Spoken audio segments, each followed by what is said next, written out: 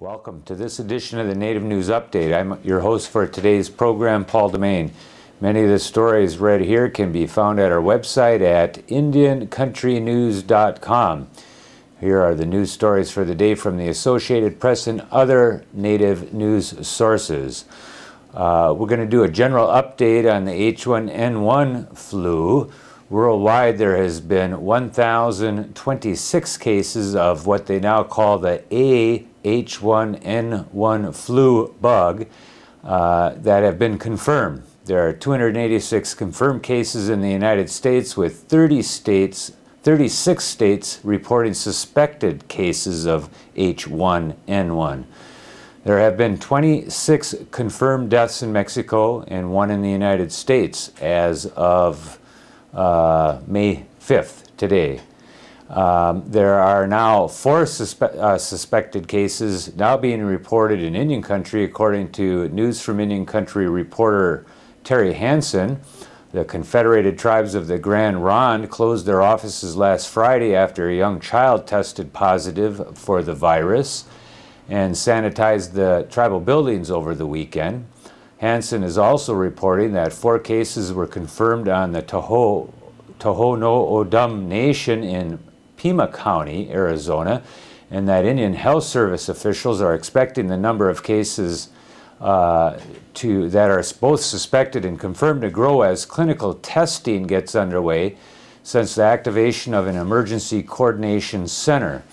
Annually, over 36,000 deaths are caused by regular flu bugs each year, according to Karen Hunter of the Center for Disease Control. According to Hunter, the CDC is not expecting that number to be exceeded at this time because of this new flu virus. The Havasupai tribe is pushing back the reopening date for its reservation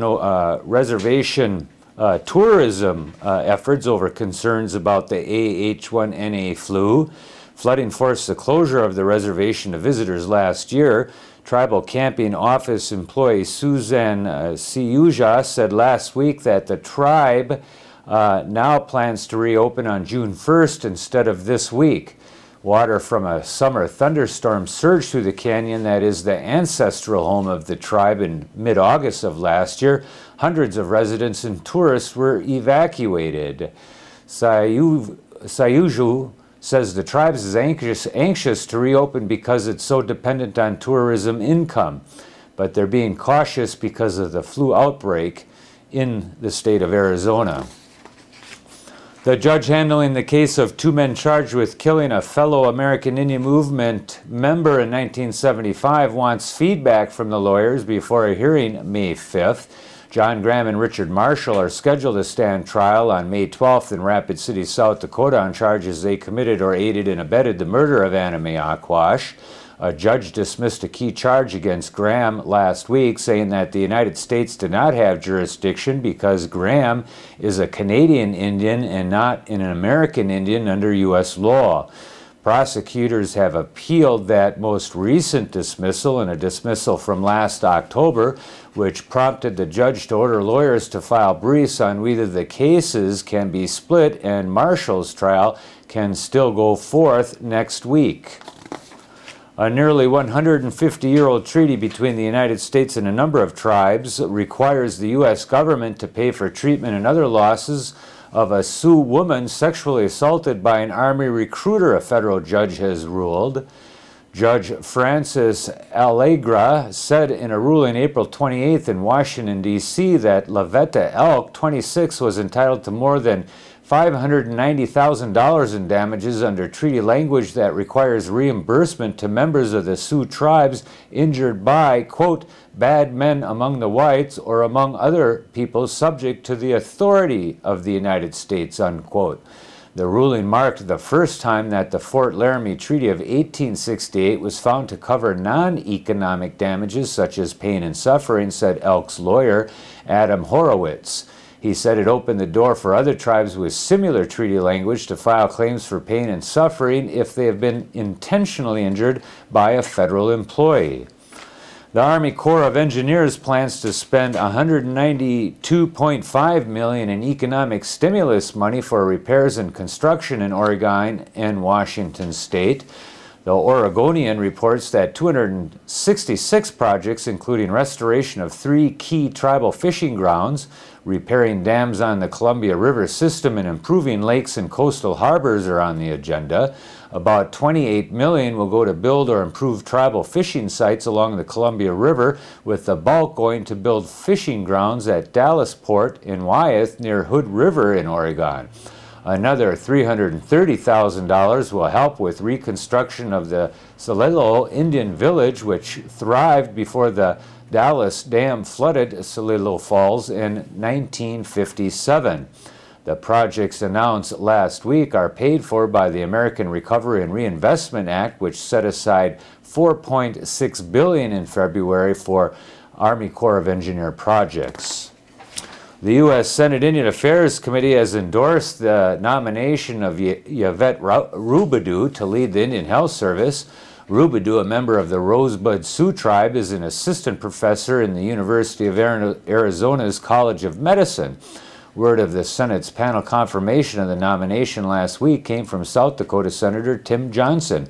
The nomination now goes to the full Senate. Johnson's office says an estimated 1.9 million Indians receive health care services through Indian Health Service or tribally operated health programs. The Wellbriety Journey for Forgiveness begins on Saturday, May 16th at the Chippewa Indian School in Salem, Oregon, and concludes a continent away on June 24, 2009 in Washington, D.C.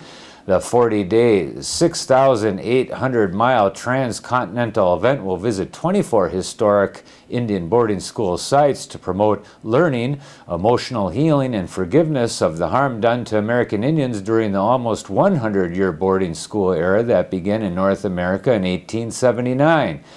A petition will be presented in Washington, D.C. to President Barack Obama on June 24th, requesting an apology on behalf of the U.S. government for the abuses of Indian children during the American boarding school era.